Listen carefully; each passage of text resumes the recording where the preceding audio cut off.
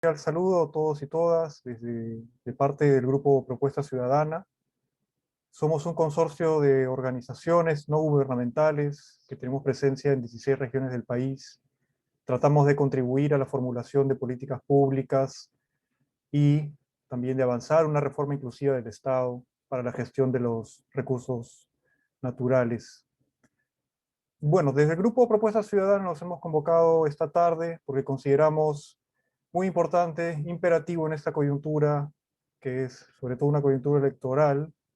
Consideramos importante que el gas integre la discusión en torno a las alternativas de desarrollo del país. Bueno, por esta razón, y también como parte de las actividades del curso formativo virtual sobre el gas natural y desarrollo del sur peruano que estamos llevando a cabo en paralelo, hemos organizado este conversatorio denominado Transición Energética y rol del gas natural en América Latina y el Perú, ¿no? Bueno, nosotros consideramos que la presente crisis climática obliga a pensar en la gestión del gas natural en el Perú a la luz de los debates relacionados con la transición energética, con la transición, mejor dicho, hacia una matriz energética que sea limpia y sostenible. Sí, bueno, creo que todos también tenemos conocimiento de que en este momento en el mundo minimizar las emisiones de gas invernadero es fundamental para evitar el aumento de la temperatura global.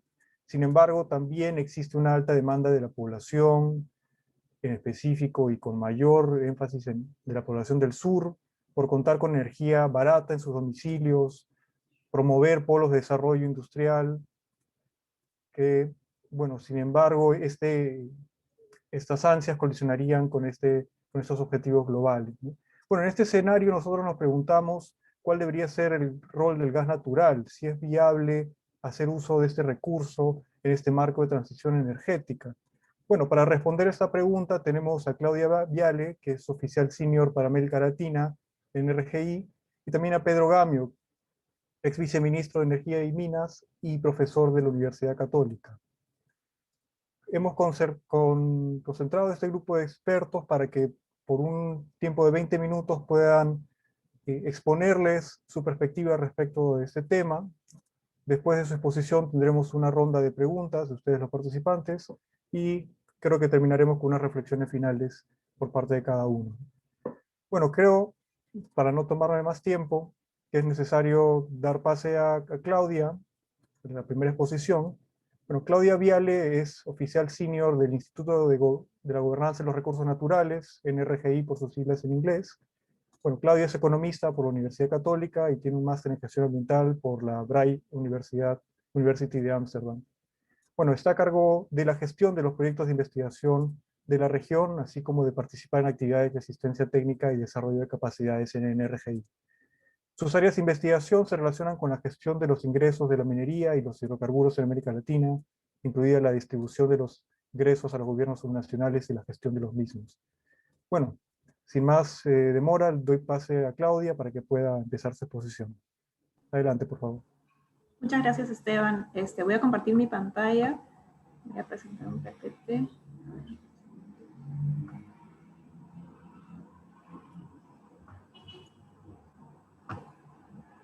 Listo. Bueno, muy buenas tardes a todos. Muchas gracias por participar y gracias a Propuesta Ciudadana por la invitación para compartir esta información con ustedes. Lo que yo quisiera ahora es dar un poco la perspectiva general de la transición energética con algunos datos y también hacer una pasada muy breve, ¿no? por los distintos países de América Latina para situar un poco los principales debates que hay en estos países y cómo Perú se sitúa también dentro de esos debates. Y digamos, de los retos y de la información que sale de estos países, tratar de sacar también algunos temas claves y que se deben considerar para responder a esta pregunta general que plantea este conversatorio sobre cuál es el rol del gas natural en el contexto de una transición energética para América Latina y el Perú. Entonces comienzo, como les decía, con un poco de proyecciones de información sobre la transición energética global. Esta información la saco de la Agencia Internacional de Energía, que presenta un análisis anual sobre las proyecciones relacionadas a energía en el mundo. Y acá lo que quería resaltar era que en el escenario más conservador que ellos están planteando actualmente, que es que en el 2023 ya el consumo de energía vuelve a los niveles pre-COVID, lo que ellos plantean es que el tipo de energía, la fuente de energía que va a crecer más rápido son las energías renovables. Ahora, esto no quiere decir que el volumen de energías renovables que se vaya a usar va a crecer más que las demás, sino que en lo relativo, ¿no? O sea, si comenzamos con el nivel que estaba en el 2019, la tasa de crecimiento de renovables va a ser más rápida que las demás, aunque las otras energías, los hidrocarburos sobre todo, van a seguir siendo la principal fuente de energía, por lo menos en los próximos 10 años, ¿no? Y bueno, la transición energética entonces es un proceso que no es inmediato, no es de largo plazo, pero lo que sí se ve es que ya empezamos un proceso en el que las energías renovables están creciendo de manera sostenida. Ahora, eso es a nivel global, ¿no? Entonces también quería presentarles un poco el desagregado que ellos tienen en sus proyecciones por regiones. Y acá este gráfico lo que muestra son los volúmenes de los cambios, ¿no? No es el total de los consumos de energía, de la demanda de energía, perdón, sino son los cambios en la demanda. Entonces, en países como en Estados Unidos, en la Unión Europea también se ve que lo que está por debajo del eje horizontal, digamos, son las energías, la demanda de energía que están cayendo, sobre todo el carbón, es la fuente de energía cuya demanda está cayendo en el mundo, ¿no? Pero si vemos la región América del Sur, América Central, todavía no se ve una caída de fuentes de energía, ¿no? Más bien, todavía hay un crecimiento del gas, de la demanda de gas. La demanda renovable sí crece también, pero el gas se mantiene ahí como una fuente, como una fuente de energía importante, ¿no? Su demanda se mantiene ahí. Entonces ahí volvemos, ¿no? A la pregunta, ¿cuál es el rol cuál es el rol del gas dentro de esa transición energética global? Bueno, el gas todavía se mantiene como una fuente de energía importante, aunque las renovables, digamos, muestran un crecimiento muy dinámico, ¿no? Pero el gas todavía tiene también un crecimiento en esta transición energética. Y entonces, ¿por qué se habla, digamos, del gas también en cuál es el rol que se ve del gas dentro de esta transición a nivel global? Ahí esta agencia de energía internacional tiene un informe que toca ese tema de cuál es el rol del gas, ¿no? En la transición energética, y lo que ellos ven es esta sustitución de otros combustibles más contaminantes hacia gas para bajar emisiones, ¿no? Ese es como el rol que ellos ven, y sobre todo ven la transición de carbón a gas, ¿no? Que es donde claramente se ve más reducción de las emisiones. Ahí tienen una estimación que dice que cambiar de carbón a gas, considerando las condiciones de la mayoría del gas consumido hoy, reduce las emisiones en 50%, ¿no? O sea, se corta la mitad de las emisiones si cambias de carbón a gas. Ahora, obviamente el carbón es más contaminante que los hidrocarburos líquidos, las gasolinas, el gas licuado de petróleo, por ejemplo el diésel, que son fuentes de energía importantes, pero también no es un recorte comparado a esas otras energías. No de la mitad, pero sí es un recorte también significativo de emisiones. Entonces ahí se ve pues, el rol en la transición energética del gas es como una fuente de energía menos contaminante que otras, ¿no? Pero bueno, ahora voy a pasar a América Latina, pero antes quería revisar algunos conceptos, algunos términos importantes que se usan mucho en las estadísticas y en los balances de energía para estar todos, digamos, en la misma página de los términos que estamos usando, ¿no? Y ahí un término importante es el de energía primaria, que son las energías que se usan como están en la naturaleza, ¿no? Ahí hay las renovables, por ejemplo leña, por ejemplo el carbón, que se quema directamente como se saca de la naturaleza, mientras que la energía secundaria es la que ya pasa por un proceso de transformación. Entonces, el gas natural, digamos, es la forma primaria, pero después este gas natural pasa por un proceso en el que se separan los líquidos, se queda con el gas seco, y eso es lo que va o a consumo directo de residencial, comercial, industrial, o se va a generación de electricidad. Ahorita vamos a ver esto, pero digamos ese es el resumen. Y otro concepto que quería también presentarles, porque lo voy a usar un poco después en las estadísticas de América Latina, es el de oferta bruta de energía primaria, ¿no es? La oferta bruta de energía primaria es lo que en el país está disponible, ya sea porque se produjo en ese país o porque se importó de otro país y entonces se tiene disponible en el país, y ahí eso se le restan las exportaciones, ¿no? Lo que sale. Y la energía que no se aprovecha. Entonces, esto vamos a ver después en los distintos países de América Latina, cuánto el gas natural, cuánto representa de su oferta bruta de energía primaria. Eso es lo que les decía un poco del proceso de la cadena del gas natural, ¿no? El gas natural se extrae, y ahí en ese punto es energía primaria, y después va a plantas de procesamiento donde se separan el gas de los líquidos. El gas natural seco va a estaciones de regasificación, y ahí va, digamos, ahí se puede transportar, ¿no? Entonces va o se puede llevar por gasoductos hacia el consumo residencial, a las viviendas, o va al consumo comercial, al transporte, ¿no? Se puede llevar a las estaciones de servicio para el gas natural vehicular, y también puede ir a la generación de electricidad, ¿no? A termoeléctricas. Entonces, esa es la parte del gas seco.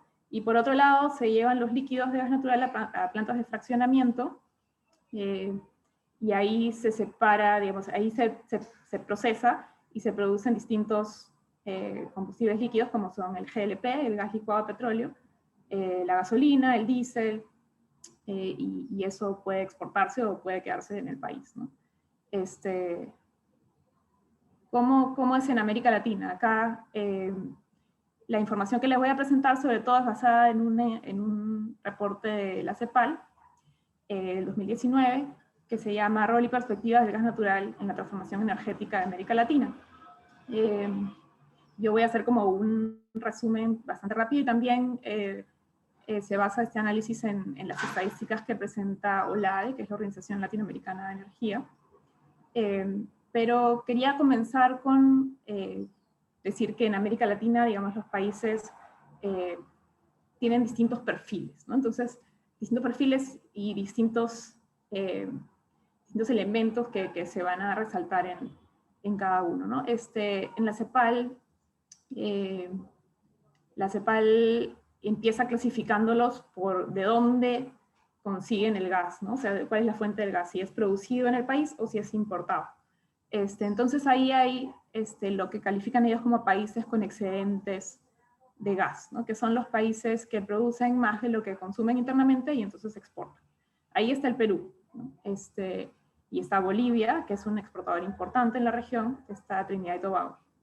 Luego hay países que tienen excedentes, pero que sobre todo se relacionan al potencial de desarrollo de reservas de gas natural.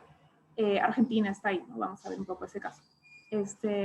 Luego hay países que tienen equilibrio en su oferta y demanda interna de gas, ¿no? Y después hay países que son importadores netos. Ahí está Chile, por ejemplo. Entonces eso es, digamos, considerando de dónde viene el gas natural, ¿no? Pero también les voy a presentar un poco de información en qué se usa el gas, ¿no? Y eso también da un poco de características, distintas características de los países, y entonces eso también va a marcar un poco los debates que priman en cada país. Entonces comencemos con Argentina. Ahí pues hablamos de un país donde la producción y el uso de gas está más consolidado. Viene de antes, pero desde los 70, con unas reservas que empezaron a explotarse, el gobierno implementó una política energética que promovió la utilización, sobre todo en las viviendas, ¿no? Entonces eso significó que el uso o sea, que el gas natural abastece el 56% de las viviendas del país. Y también, digamos, hay una construcción de infraestructura importante para eso, ¿no? Hay 5 gasoductos que permiten que se abastezca a las viviendas del país. La participación del gas natural en la oferta de energía primaria, que les decía antes, es lo que está disponible en el país, ya sea producido internamente o por importaciones, pero en este caso es de ambos, pero digamos, el gas natural es el 52% de la oferta de energía primaria, es bastante importante, y acá el 23% del gas se importa de Bolivia, el resto es producción nacional. Y ahí se importa sobre todo de Bolivia, pero también de otras fuentes. De Bolivia es a través de un gasoducto, de otras fuentes es gas natural licuado, que se importa, y hay una planta de licuefacción donde se procesa, llega al puerto, pasa por la planta y después ya se distribuye. Entonces, acá el debate, y el 26% del gas se destina a generación de energía. Entonces, el debate en Argentina, digamos, es que hay unas reservas limitadas de gas natural. Acá el dato que yo les presento es la relación entre reservas-producción, que es como que si continúas en el nivel de producción actual, cuántos años te van a durar tus reservas, y en este caso es 9 años más o menos, 9.2 años. Pero tiene mucho potencial de gas no convencional. Habrán escuchado, por ejemplo, de las reservas de Vaca Muerta. Entonces, ahí ese es el debate, ¿no? De dónde van a venir las reservas en adelante, o si se va a tener que incrementar la importación. El caso boliviano, ¿no? En el caso boliviano es un productor de gas más reciente, pero el aumento tanto de la producción como de la masificación del uso del gas ha sido muy rápida. De lo producido a nivel nacional, 25% se consume en el mercado interno y el 75% se exporta. O sea, es un exportador muy importante. Una parte va, perdón, el 75% se exporta a Brasil o a Argentina. Tiene contratos de largo plazo con esos dos países de exportación. Entonces ahí hay unos compromisos que tienen que cumplirse, y eso es un candado importante para dónde van las reservas de Bolivia. Hubo una política también del gobierno de masificación del uso de gas natural, y entonces el consumo interno está en aumento. El 81% de la oferta de energía primaria viene de gas natural en Bolivia, y el 40% del consumo nacional se va a generación de electricidad. Entonces, el rol del gas natural en Bolivia es muy importante, tanto como para consumo directo como para generación de electricidad. Vamos a ver que estos números, estos porcentajes son los más altos de los países que les voy a presentar. Las reservas también están disminuyendo, y el ratio es 13 años, ¿no?, de lo que duraría las reservas. Entonces ahí también hay una presión por explorar más para asegurar reservas. Y ese es uno de los temas de debate ahí en Bolivia, ¿no? Asegurar reservas, y también cómo hacer con estos contratos de exportación con Bolivia y con Brasil. Y llegamos entonces a Brasil. Llegamos a Brasil, donde es un caso en el que también tiene antecedentes de producción de gas, pero se intensifica muy recientemente, ¿no?, en la década pasada, digamos, y parte de esto es con la producción mar adentro, sobre todo las reservas de presal, que en los últimos años han tomado mucha importancia. El 73% de la producción de gases es mar adentro, y el 38% de esa producción es en las reservas de presal, que son unas reservas que están muy profundo y bajo una capa de sal. Entonces ahí los costos de producción son altos, y de transporte hasta la costa. Entonces ahí hay otra consideración, otro debate importante en el país, es en el futuro de dónde conseguir las reservas, si se siguen explotando esas reservas costosas que están mar adentro, o si se sigue importando de Bolivia, por ejemplo, que tiene un gasoducto que abastece y tienen contratos con Bolivia, como les contaba antes. En el caso brasilero, el 14% de la oferta de energía primaria nacional es de gas natural, o sea, es una proporción mucho más baja que en los otros países, y el 35% de eso se va a generación de electricidad, que sí es importante, ¿no? Y el consumo de gas natural, el 40% era importado, ¿no? O sea, sí, ahí Brasil es un país importador importante. Colombia es como un caso moderado en ambos sentidos, ¿no? Se importa, pero se importa muy poquito. Sus reservas son pocas, pero se anuncia potencial de gas no convencional. Entonces ahí está el tema del debate sobre si se debe o no se debe entrar en el fracking para explotar a esas reservas de gas no convencional. El 20% de la oferta primaria de energía es de gas natural, y de eso el 25% se va a generación de electricidad. El caso de Chile es un importador, las reservas son modestas, es un importador neto, el 23% de la oferta interna es de gas natural y sobre todo se cubre con gas importado, 77% es importado, entonces tiene mucha infraestructura de licuefacción de gas natural licuado, ¿no? El 36% del gas consumido en el país se usa para generación de electricidad. Y ahí llegamos al Perú, ¿no? Donde la mayoría de la producción de gas natural proviene de los lotes de Camisea, y la relación de reservas-producción es bastante alta, ¿no? Comparada a los otros que hemos visto.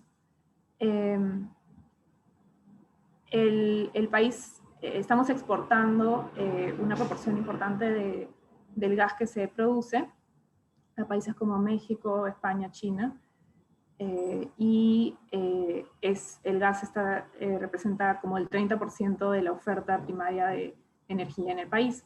El 20% se está yendo a generación de electricidad. Este 20% es de los porcentajes que le he mencionado el más bajo, y acá el Perú tiene el potencial de hidroenergía que no tienen otros países, ¿no? La proporción de energía que se produce a través de hidro es más alta. Entonces, acá en el Perú, pues el debate es promover la masificación del uso del gas natural, que sigue siendo limitado dentro de los diferentes combustibles que se usan en la matriz energética del país. Entonces, para responder la pregunta, volviendo a la pregunta inicial de cuál es el rol del gas natural en la región, sobre todo vemos con estos datos que se está usando para la generación de electricidad. En el caso argentino sí hay una proporción importante que se va al consumo de viviendas, pero creo que es un caso distinto, ¿no? Acá quería mostrarles nomás unos datos comparando Perú y Bolivia. En el caso peruano pueden ver que la electricidad que viene de hidroeléctricas es el 38.3%, y de térmica es el 56.9%, y dentro de lo térmico la mayoría es de gas natural. Y esto ha ido creciendo en los últimos años, ¿no? O sea, el gas se está volviendo en el Perú más importante como fuente de energía para generación de electricidad. Mientras que en el caso boliviano sí es 75% de la electricidad se genera con termoeléctricas, hidro es menos, y de la térmica es sobre todo gas natural. Entonces, la pregunta es si los países de la región deberían apostar por una mayor participación del gas natural en la matriz energética, considerando el contexto de transición energética, ¿no? Y entonces esta pregunta es relevante para el Perú en un contexto en el que está en la cola, digamos, está en proyecto una gran inversión para la masificación del uso del gas natural. Y para responder, digamos, a esta pregunta, yo quería solamente pasar rápidamente por algunas consideraciones o temas, debates generales sobre el tema que se deberían considerar para responder si se debería promover más el rol del gas natural. Entonces, un tema es el tema de seguridad energética, ¿no? Que lo mencionaba Esteban al comienzo. La estabilidad de la oferta de gas, ¿no? es un tema, el costo también, ¿no? Es dar una fuente más barata de energía, y también es importante. Y está este tema de cuántas reservas tenemos y cuánto se tendría que importar, ¿no? Que es un debate importante en varios de los países que hemos visto. Y bueno, la necesidad de infraestructura, si es que vas a importar o si vas a distribuir lo que produces, necesitas infraestructura que hay que construir, y eso es un costo que es un costo, una inversión de largo plazo, ¿no? Entonces eso te ata a un combustible que es menos contaminante, pero finalmente sigue siendo un combustible fósil. Después está el debate, digamos, entre el consumo interno y la exportación, ¿no? Hay varios de estos países que les mencionaba que tienen contratos que los atan a exportar a otros países, ¿no? Entonces hay que tener esa consideración también, si es que se está exportando, qué contratos hay, cuánto hay disponible para el mercado interno, etc. Bueno, hay este debate sobre el gas natural como combustible de transición, y si eso es o no es real, ¿no? Porque, como les decía, finalmente sigue siendo una fuente de energía fósil, y cuando te atas a esta inversión en infraestructura, en realidad estás creando todo un sistema de incentivos que te hace que sea un obstáculo al desarrollo de otras energías renovables en el país, ¿no? Incluyendo el desarrollo de dependencia de los ingresos fiscales provenientes del gas natural. Los gobiernos se vuelven dependientes de esta fuente de ingresos fiscales, y entonces también hay un incentivo para continuar produciendo gas, ¿no? Y entonces creo que una reflexión que yo quisiera dejar al final, después de pasar por todos estos grandes temas tan rápido, es que considero que acá se necesita planeamiento y una estrategia energética en los distintos países, en el Perú también, para pensar cómo se va a hacer hacia adelante la transición energética doméstica, ¿no? ¿Cuál es el rol del gas natural? Hay que definirlo dentro de una perspectiva general de cuál va a ser nuestra matriz energética hacia adelante, y cuál va a ser cuáles son nuestros objetivos y cuáles van a ser los pasos que tenemos que tomar para llegar a ellos. Entonces, este rol de la planificación, de la estrategia energética, me parece clave para que cada país responda a esta pregunta tan difícil, ¿no? De cuál es el rol del gas natural y cuál es el rol, cómo llegar hacia una transición energética doméstica, hacia fuentes más sostenibles y renovables. Gracias.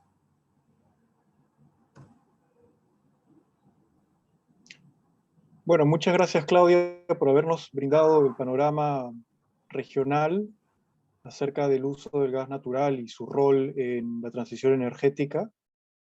Antes de pasar a la exposición de Pedro Gamio, quisiera recordarle a los participantes que pueden dejarnos sus preguntas en la caja del chat.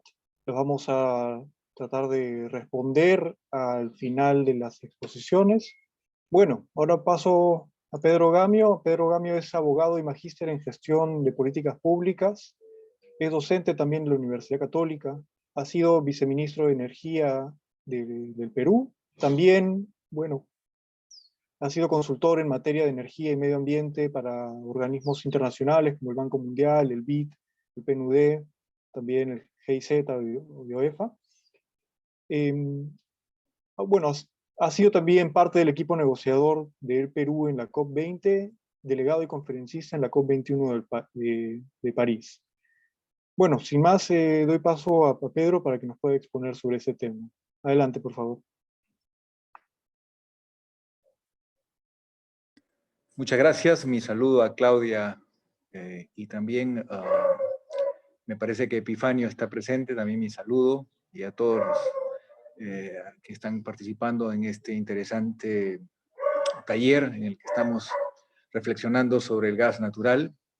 En primer lugar, debo decir que el Perú ha perdido la brújula en cuanto a un aprovechamiento eficiente del gas natural, y esto ya viene de varias gestiones ministeriales y también podría decir gobiernos. Lamentablemente no hemos logrado un índice de penetración como el que tiene Bolivia o el que tiene Colombia. A pesar de que Colombia tiene menos gas que el Perú, su índice de penetración evidentemente es 3 veces mayor que el Perú, un poco más de 3 veces. Y en el caso de Bolivia, el índice de penetración es el doble en espacio territorial que el que tiene Perú.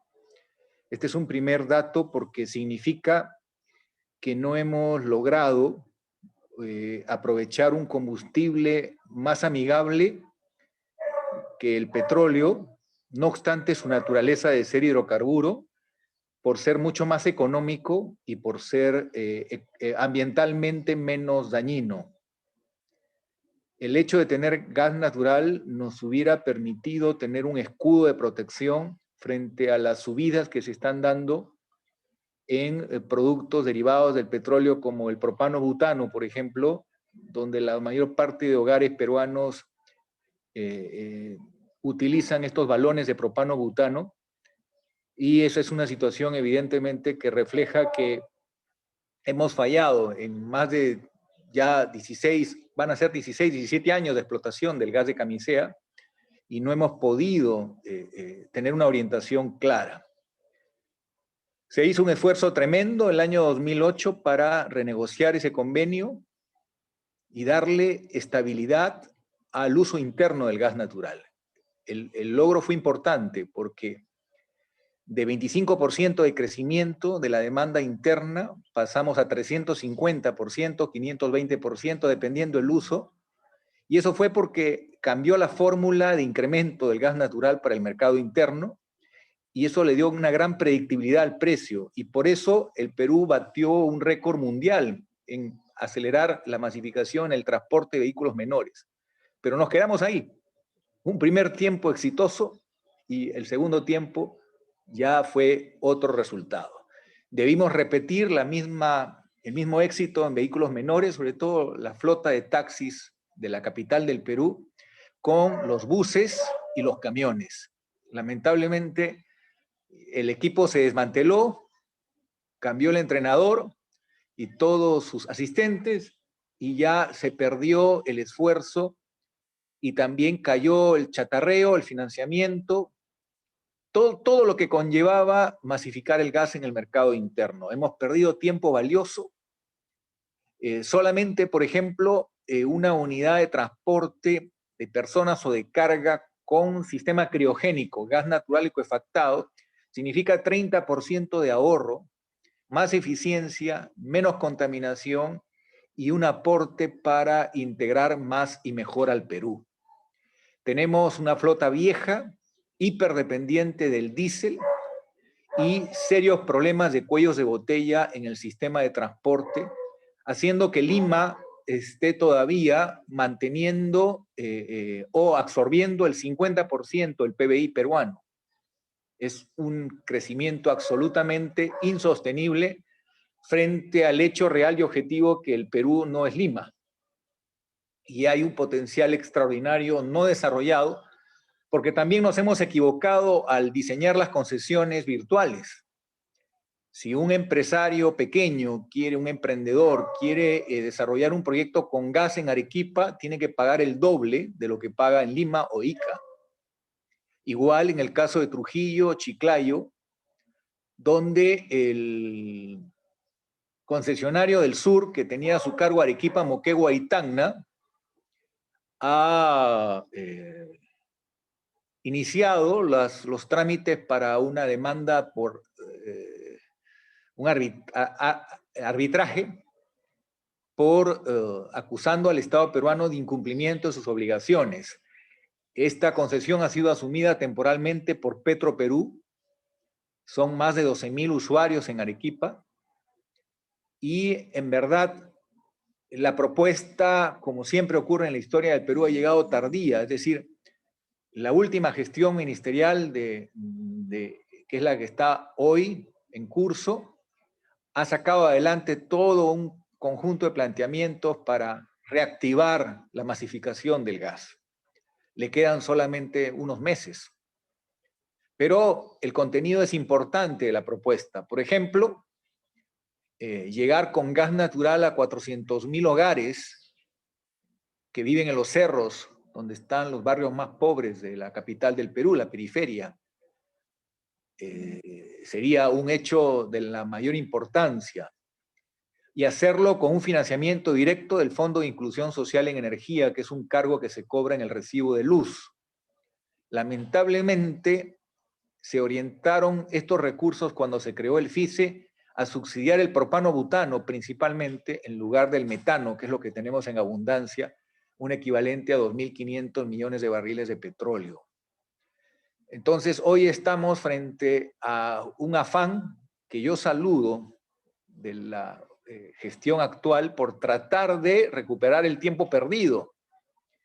Pero no es fácil, porque se ha debilitado tanto la política energética que incluso hay una batalla intestinal entre el organismo regulador y el ministerio.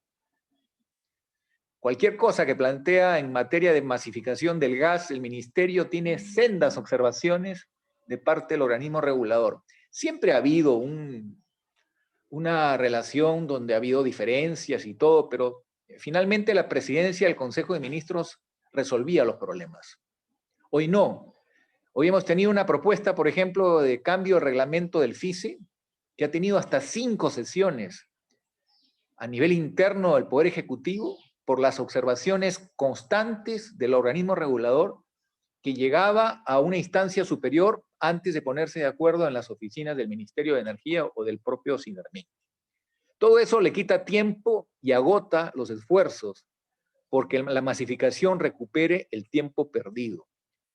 Y mi gran pregunta es ¿cuánto significa no haber usado gas natural en defensa de la economía de las familias peruanas, en los hogares, en el transporte?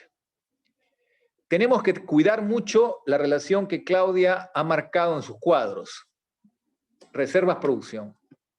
Si nosotros orientamos todo el gas natural al sector eléctrico, ya no serían, como marcó Claudia, 28 años, sino podrían ser la mitad de años, porque el sector eléctrico consume mucho gas.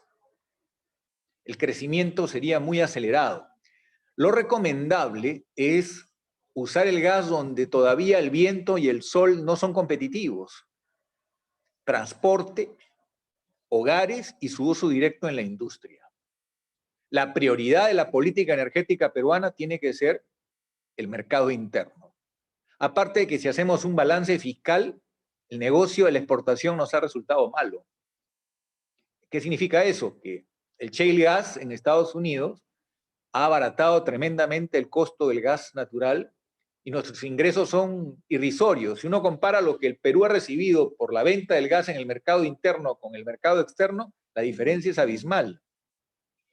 Y eso también tiene que ver con una negociación que no ha sido, evidentemente, la mejor negociación.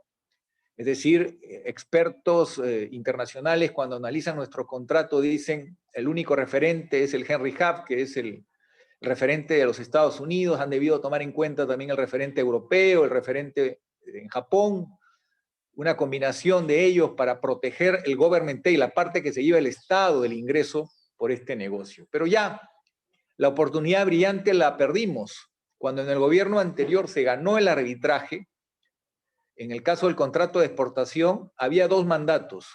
Uno de ellos era pagar la deuda por haber reorientado el gas peruano a otros mercados que pagaban más sin pagar la regalía correspondiente al Perú. Y el segundo mandato es renegocien el contrato para que no se repita el problema. Lamentablemente no se ha cumplido con este encargo cabalmente y hoy tenemos una encrucijada. ¿Cómo hacemos lo que Claudia ha mencionado como la transición energética peruana? Que es un uso eficiente de los recursos energéticos, haciendo un balance entre el recurso no renovable, pero útil, que es el gas natural, y también la masificación de las energías renovables lideradas por el sol y el viento, que pueden abaratar la tarifa eléctrica en el Perú. Hoy tenemos el 35% más caro que Chile, la tarifa eléctrica para los hogares, y más de 40% más cara la tarifa eléctrica en cuanto a comparar Bogotá con Lima. Entonces estamos frente a una situación verdaderamente insostenible. No hemos sido capaces los peruanos de poner en valor nuestros recursos y pagamos la segunda tarifa eléctrica más cara del continente. Y eso es algo insostenible. Yo quisiera que los candidatos a la presidencia tocaran estos temas. Lamentablemente muchas veces nos quedamos en los temas de menor importancia en cuanto al futuro del país. Ahora, en estos tiempos de pandemia, el transporte podría tener una solución dentro de una hoja de ruta que respete la bioseguridad, sin necesidad de hacer subsidios como los que han pedido los transportistas que están a punto de irse a la huelga, en el sentido de que es mucho mejor apoyarlos para que tengan una unidad nueva a gas natural, que les da un ingreso mucho mayor y al mismo tiempo le dan calidad de servicio al usuario. Entonces, este es un tema de la mayor importancia. También hay una deuda con las regiones. ¿Cuántas veces se ha postergado el programa para llevar el gas a 7 ciudades de la sierra? Recién está trabajándose como correspondía la masificación del gas en la región norte. Falta que este reglamento del FICE se aplique cabalmente y poder tener un sistema que permita acelerar la masificación. Piura es el peor ejemplo de tener recursos, porque Piura ha tenido gas mucho antes que Camisea y no lo aprovecha la población por falta de una gestión seria, sostenible y buen gobierno. Pero vamos al tema de fondo. El tema de fondo es, ¿qué hacemos con el gasoducto andino del sur? Que he visto que varias preguntas sobre esto. Tenemos que hacer una reingeniería fina. No podemos seguir a ciegas, sordos y mudos, repitiendo el expediente Odebrecht. Cometeríamos un error. Más aún en época de vacas flacas como las que estamos. ¿A dónde voy? Necesitamos 200 kilómetros, son indispensables en el tramo selva, porque solo tenemos un tubo, un gasoducto, que hace muy inseguro el suministro para el país del gas natural. Hay necesidad de estos 200 kilómetros, es una redundancia de la mayor importancia, y hacerlo significa completar el tramo de Cusco, con lo que podría extenderse a un ramal para masificar la región donde se originan los recursos, y hay una deuda pendiente allí. Pero no podemos continuar todo el proyecto de más de 1000 kilómetros porque es muy oneroso, porque no es más ni el 20 ni 25% del mercado que representa Lima. ¿Cómo vamos a hacer un gasoducto de 34 pulgadas para el 25% si el gasoducto actual es de 32 pulgadas y alimenta a Lima, que es un mercado mucho más grande? Sería sobreendeudar al Perú en tiempos de pocos recursos y de déficit fiscal, y aparte que no pasa el análisis costo-beneficio, porque ese proyecto se basaba en un hipotético uso para la petroquímica, pero no hay ningún proyecto petroquímico en el sur en este momento. Entonces estaríamos sobreendeudando a los peruanos en un momento en que eso es una lisura. Perdónenme el comentario, pero sería una barbaridad hacerlo. Lo que tenemos que hacer es lo indispensable, lo que ahora podemos hacer. Y aparte de esos 200 kilómetros, podríamos extender el gasoducto subutilizado de 20 pulgadas que tiene Ica, y con eso cumpliríamos la tarea de llevar gas a las centrales térmicas de Hilo y Mollendo a costos económicos y razonables que no hagan que los peruanos paguen por culpa de una obra sobredimensionada un costo que va a estar por encima de los 70, 75, 80 dólares megavatio hora. En lugar de abaratar el costo que ahora, con ciclo combinado, estamos en 32, podemos con sol y viento reducir ese precio. Entonces, el tema de fondo está en planeamiento estratégico, como muy bien señaló Claudia, pero concertado, que lleve a definir metas vinculantes y que el país haga lo mismo que Chile o Brasil. ¿Qué metas queremos lograr al 2030, al 2050? Brasil está debatiendo cuál es el Brasil del 2100. Entonces, nosotros necesitamos trabajo en serio. Y para eso hay que recuperar la gestión pública. Lamentablemente ha venido a menos. ¿Por qué? Porque no hay carrera pública, no hay meritocracia. Y los buenos consultores son aves de paso. Así no se hace gestión pública de ningún país. Necesitamos gente bien remunerada, altamente competitiva y con total adhesión y compromiso a su país. Este es un tema de la mayor importancia por el alto peso que tiene la corrupción en la gestión pública que se ha desnudado a partir del escándalo de las compañías brasileñas, pero que fue algo que se destapó, pero que no se agota allí mismo. Ahora, tenemos que avanzar inteligentemente, eficientemente en el uso del gas. El gas puede bajar los costos de la vida para mucha gente en el Perú. Y por eso tenemos que meter fierro a fondo a esta herramienta que se llama el Fondo de Inclusión Social en Energía. Incluso es innovador el proyecto de reglamento porque le da la facultad incluso de no incrementar la tarifa del distribuidor, sino directamente costear líneas y hacer que pasemos, evidentemente, del 1.000.000 de usuarios y nos acerquemos a los 2 millones de usuarios a una velocidad como nunca antes lo habíamos hecho.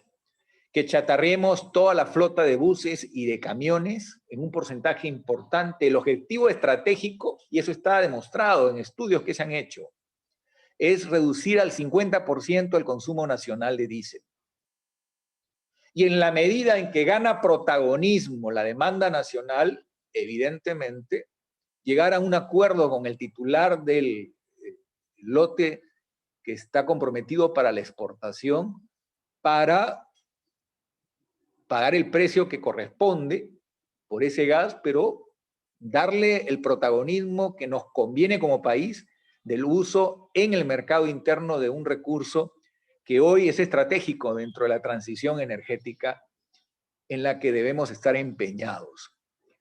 Es mucho el dinero que está en juego. Estamos hablando de cuánto paga un hogar limeño o iqueño que tiene conexión en su hogar con gas natural.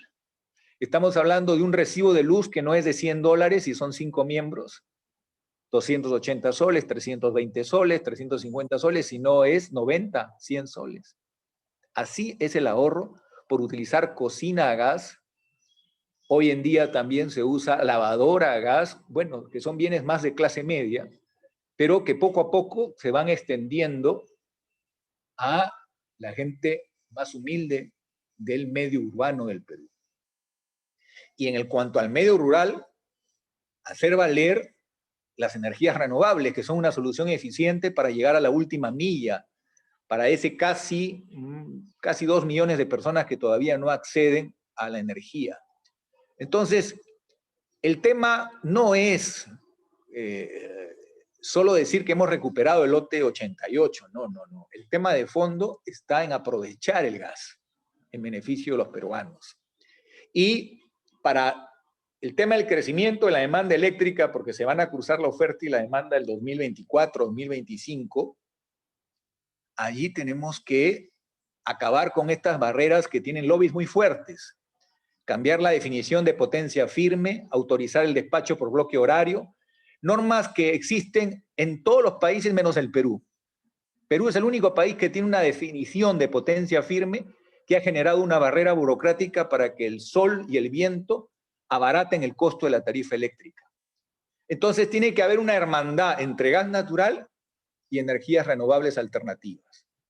El gas, estratégicamente en el transporte, en hogares y en la industria, tiene un factor de la mayor importancia, reduciendo costos, elevando productividad y ayudándonos a mejorar las oportunidades para desarrollar emprendimientos a lo largo y ancho del país. Y las energías renovables en el sector eléctrico son una brillante oportunidad que todavía no usamos. El gasoducto parcialmente, solamente en la parte donde necesitamos seguridad y al mismo tiempo ir con la atención de Arequipa, de Moquegua y Tacna a partir de un costo menor, que esté ajustado a la realidad de un mercado mucho más chico que Lima. Tenemos que sincerar las cifras y tenemos que darle un análisis riguroso, invitando a los profesionales que existen en el Perú a conocer la política energética, a debatirla y a definirla. Ya no podemos hacer que la política sea exclusiva de inquilinos de turno, que muchas veces no rinden cuenta, pero la factura la pagan todos los peruanos.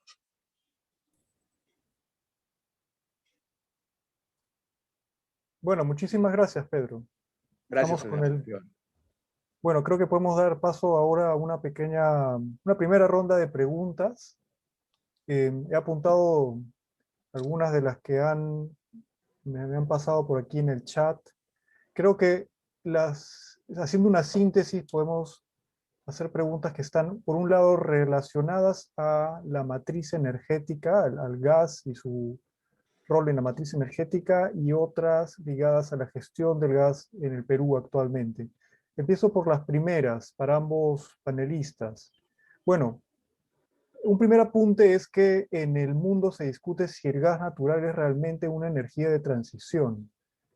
La transición energética está dirigida a reducir a cero la participación de los combustibles fósiles en la matriz energética de los países. Esto se ha pactado en el Acuerdo de París. El uso del gas natural, entonces, también debe reducirse hasta desaparecer. Esa es una primera pregunta para ambos. Bueno, también ligado a la matriz energética, ¿cuáles son entonces las medidas que deben adoptarse para fortalecer el uso sostenido de los recursos energéticos renovables en la matriz? El Estado ha hecho esfuerzos en diagnosticar el estado de los recursos, como la marea, geotermia, biocombustibles y biomasa. Ahí les pedimos sus consideraciones. Y creo que para cerrar este primer bloque de preguntas, ¿cuál consideran ustedes que debería ser la matriz energética ideal en el Perú en función de nuestras posibilidades? Creo que podemos empezar esas y les puedo dar 5 minutos. Después pasamos a las que tienen que ver con la exportación. Bueno, adelante, por favor. Empezamos con Claudia también. Muchas gracias, Esteban, y a los participantes. Son preguntas difíciles, pero muy precisas, ¿no? Y creo que, a ver, yo podría contribuir de repente con algunas estadísticas sobre el consumo que preguntaban también sobre cuál es el consumo de gas, cuál es la estructura del consumo, ¿no? Ahí el consumo residencial de gases es muy bajito, ¿no? Es como 1.3%, creo, el último dato. El del gas natural vehicular está en el 7%. Entonces sí, pues ahí hay un potencial, ¿no? Un mercado potencial para un combustible que es más barato y menos contaminante que el diésel, que el gas licuado a petróleo. Y bueno, en la industria es el 14% del consumo y luego el 30% se va a electricidad, generación de electricidad. Entonces sí, digamos, en esa primera parte residencial de GNB, ahí hay una parte importante que es un potencial de consumo que podría crecer. Y bueno, la pregunta clave, ¿no? En este contexto de transición energética, ¿es en realidad el gas natural un combustible de transición? Eso es pues un debate global, ¿no? Y es un debate muy importante ahorita. Y yo creo que, o sea, es un debate que está abierto, pero yo creo que mi respuesta también iría por el lado de los tiempos, ¿no? Y del potencial de los países. Cambiar a una matriz energética principalmente o completamente basada en renovables es un proceso de largo plazo, ¿no? Entonces, el proyecto de masificación de gas, el proyecto del gasoducto tiene un periodo que digamos es 35, 40 años, creo que es el contrato que se plantea. Creo que en ese tiempo, digamos, todavía es como estaríamos en proceso de una transición hacia energías renovables. Entonces, me parece que hay un rol ahí. Sí hay que pensar bien cuál es la forma en la que se va a hacer esa distribución de gas para el mercado interno, pero yo creo que sí hay un rol ahí del gas para la transición. Claro, sigue siendo una energía fósil y ahí en la planificación hay que pensar cómo llevar estos dos procesos, ¿no? Cómo el gas tiene que ir de la mano del desarrollo de energías renovables, para no quedarnos encadenados, digamos, al gas natural. Pero sí, el tema de tiempos y de que en ese tiempo necesitamos todavía una fuente de energía, ¿no? Entonces, ¿cuál debe ser? Es un factor que yo mencionaría. ¿Cuál es la matriz energética ideal?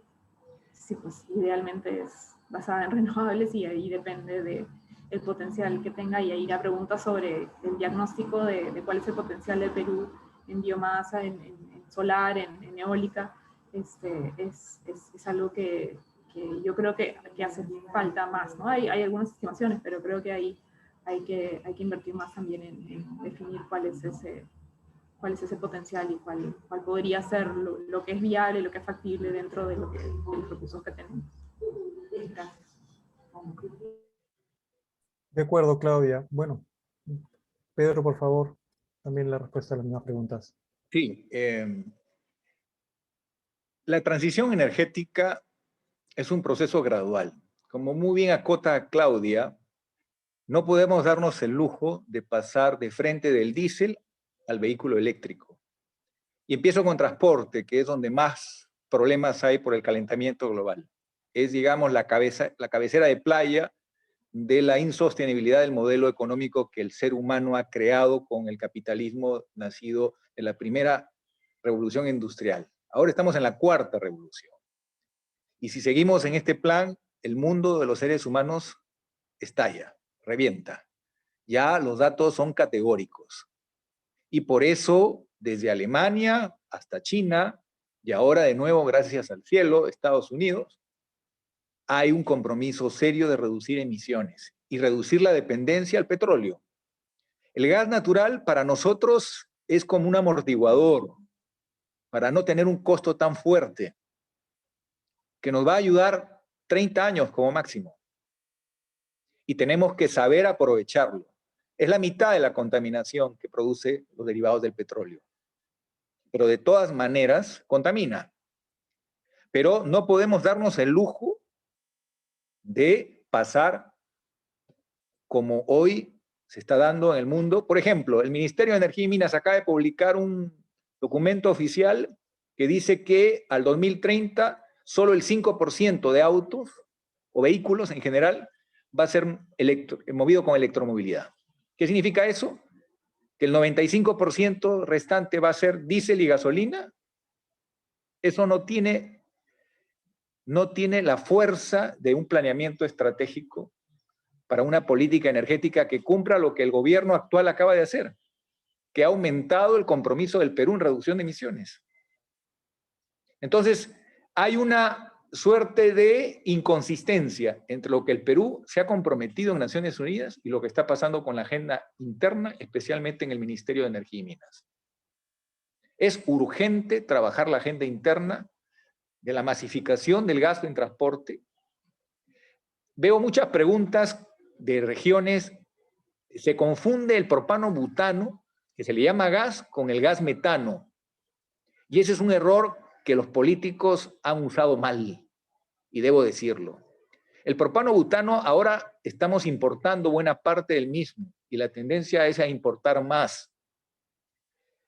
Esa política ha sido muy equivocada. El gas metano llega en redes a nuestra casa.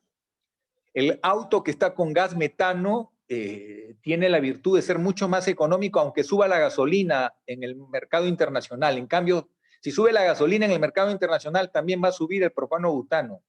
Entonces la gente está desesperada porque un baloncito con el que comían, porque se cocinaba con un balón al mes, ahora tienen que pagar ya no 30 soles, sino 40, y en los lugares más alejados 50 hasta 70 soles.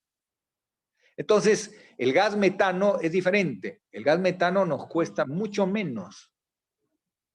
Y encima, no se mueve el precio. Tiene una estabilidad, son ajustes muy pequeños.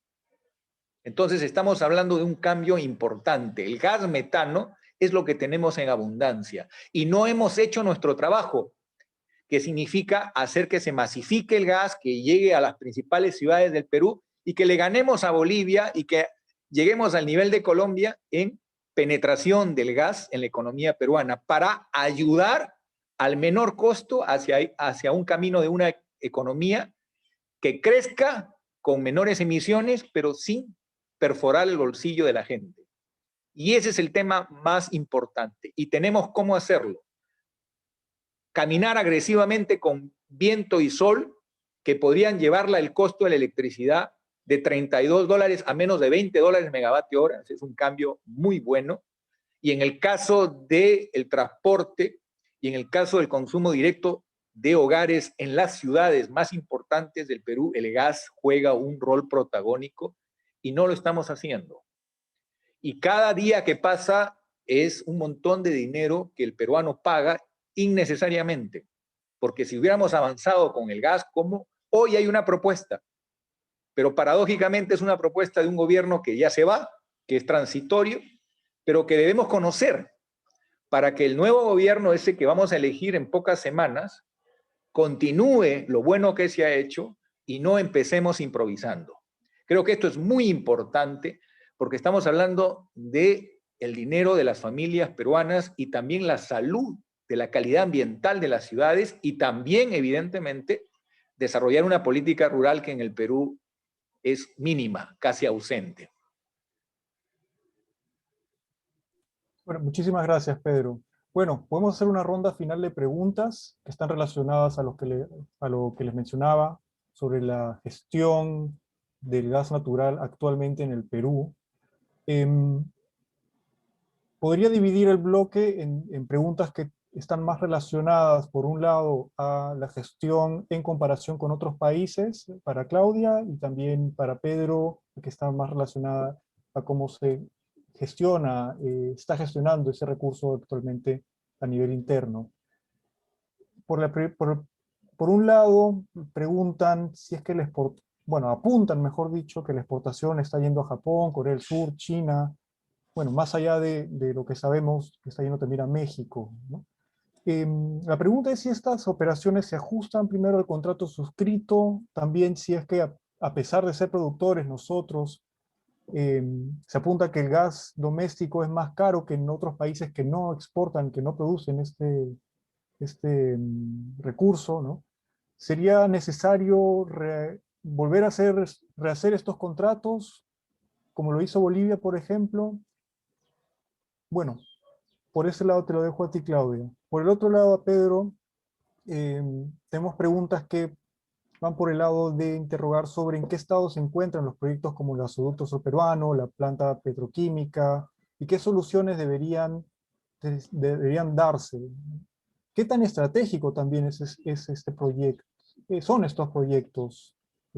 Preguntan. Finalmente hay un apunte sobre, que es muy reciente. Se sabe que la consultora Mott MacDonald, contratada para evaluar el gasoducto, ha recomendado mantener esta ruta actual, ¿no? Según lo que se indica es porque es menos costosa, ¿no? En tu opinión, ¿cuál debería ser el futuro de este proyecto? ¿Es un proyecto que es rentable? ¿Debería de promoverse? Bueno, esa es esas son los dos bloques de preguntas que tengo, ¿no? Quizá también para invitarlos a un comentario final antes de cerrar la reunión. Hay una tercera pregunta que creo que puede ir para los dos, que puede dar pie a esos comentarios más generales, ¿no? La pregunta sería, ¿qué le hace falta al país para democratizar el acceso a la energía y la electricidad? La dejo ahí entonces para sus comentarios. Empezamos con Claudia nuevamente.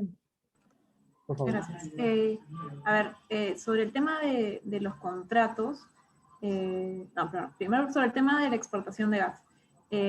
Sí, ahí el dato que yo presentaba, en realidad ahora, en lo más reciente, la mayoría de la exportación ya no está yendo a México, sino a otros países. Entiendo que sí se está cumpliendo con los montos de exportación a México, pero lo que sucede es que ha aumentado la producción, entonces se está cumpliendo, digamos, y también se puede exportar a los otros destinos.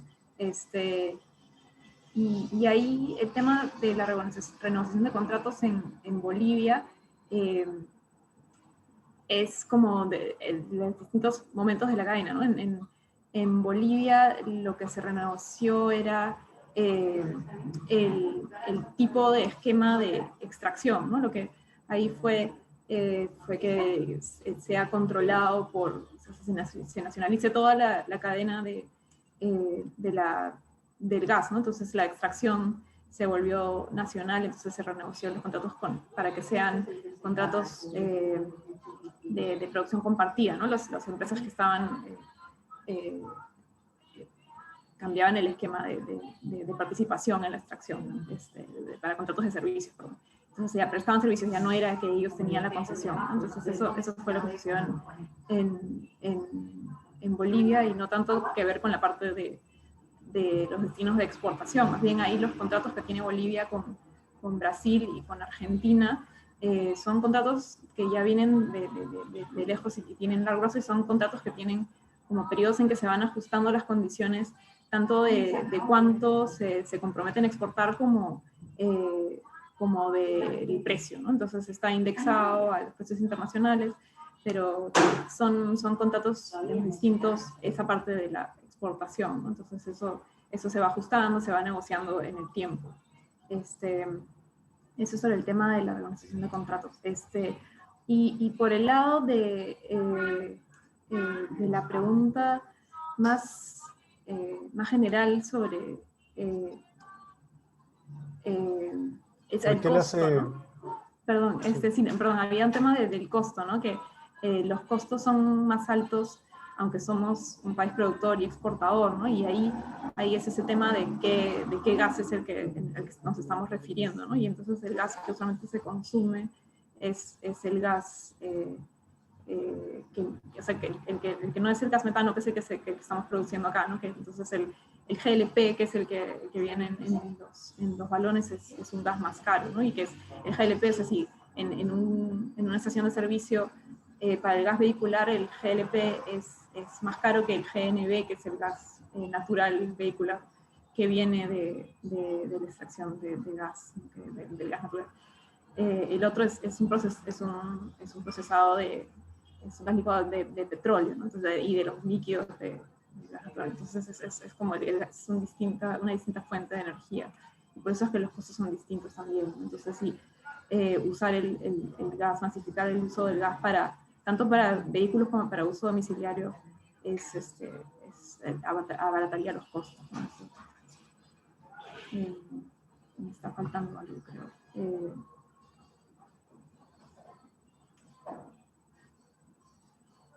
Perdón, Esteban, la última pregunta, perdón, que era... Se me pasó la última pregunta, perdón, si me la puedes repetir.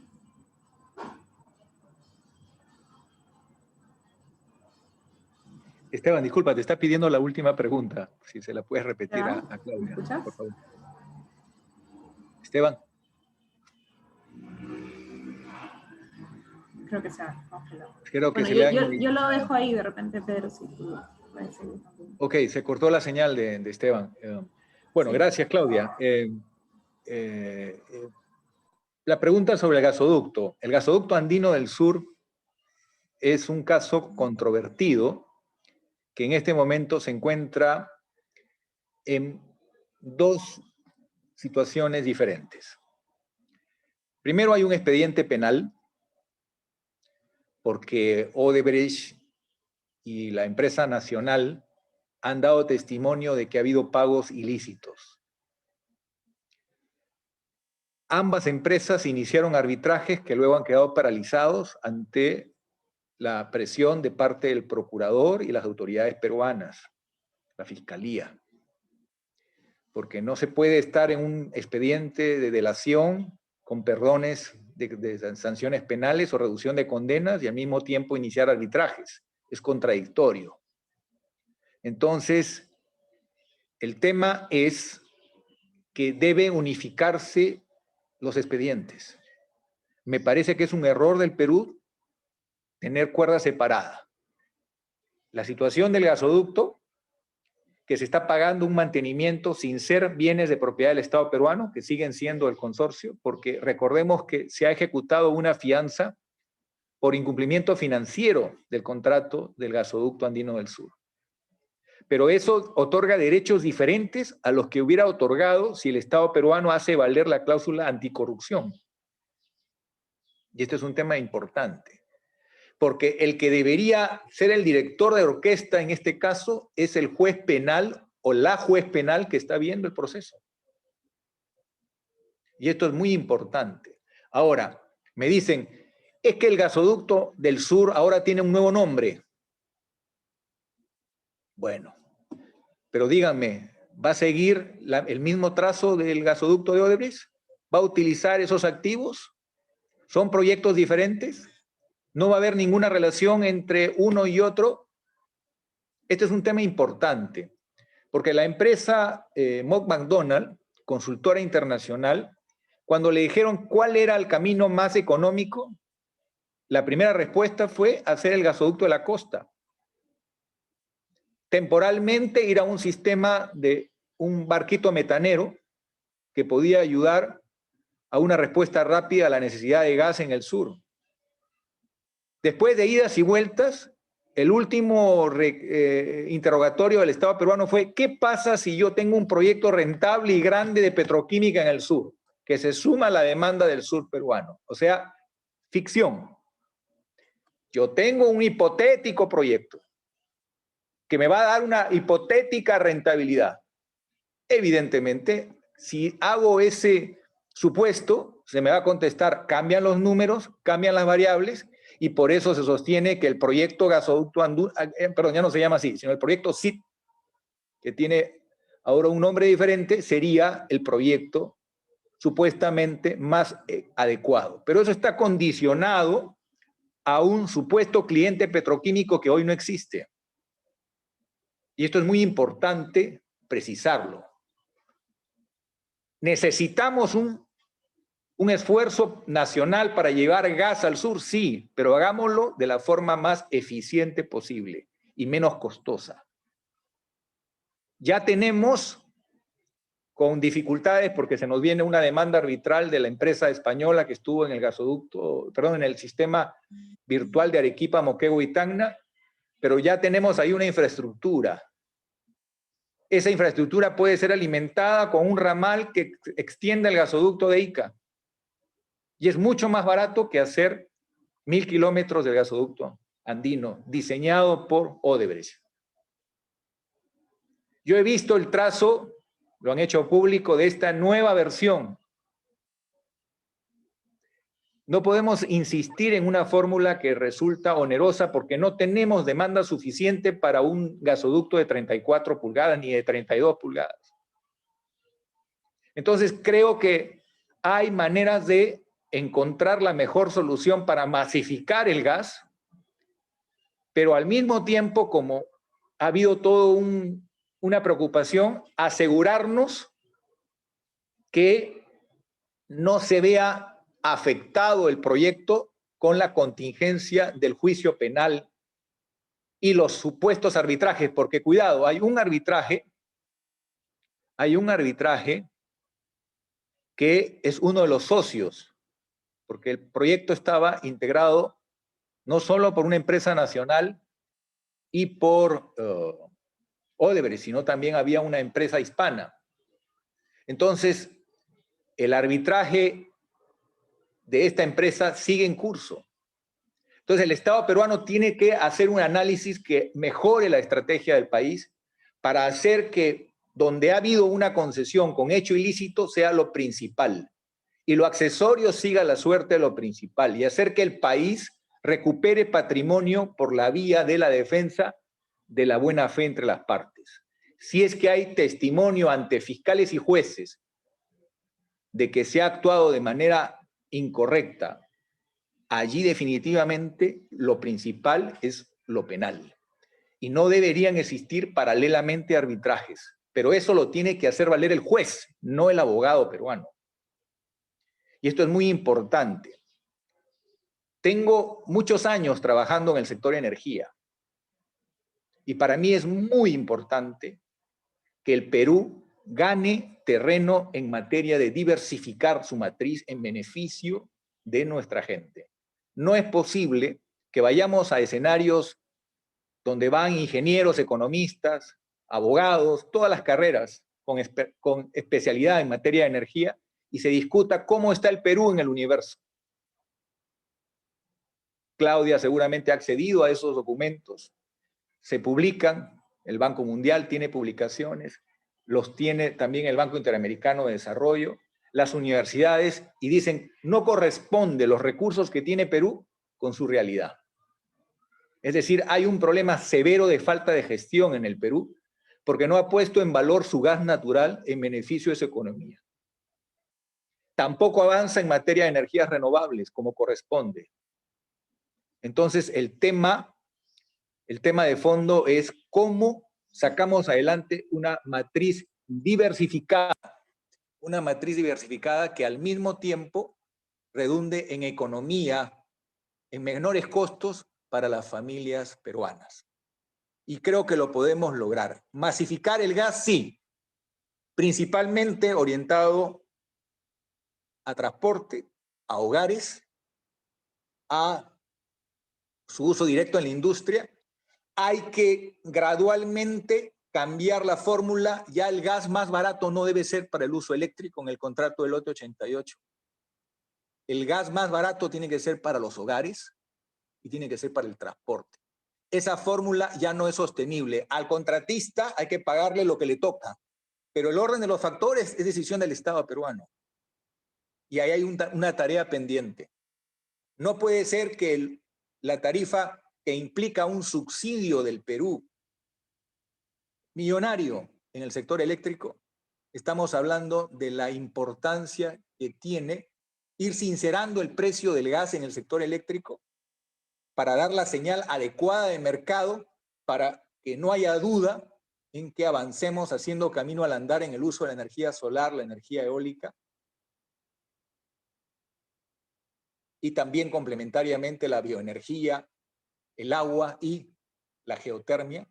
Pero en primer orden necesitamos la más barata, que es una oportunidad de economizar la luz para los peruanos y avanzar en la infraestructura en beneficio no solo de Lima, sino del resto del país. El gas es una oportunidad, pero hay que darle un uso eficiente.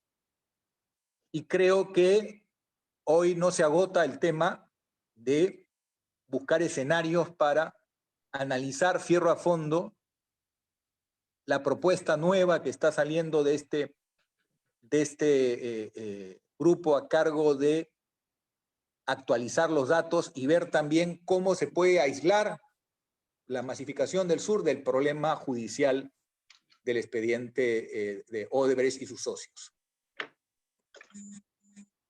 Esto sería... Bueno, muchísimas gracias, Pedro. También. Y una cosita más que me habían preguntado acá. ¿Qué nos hace falta?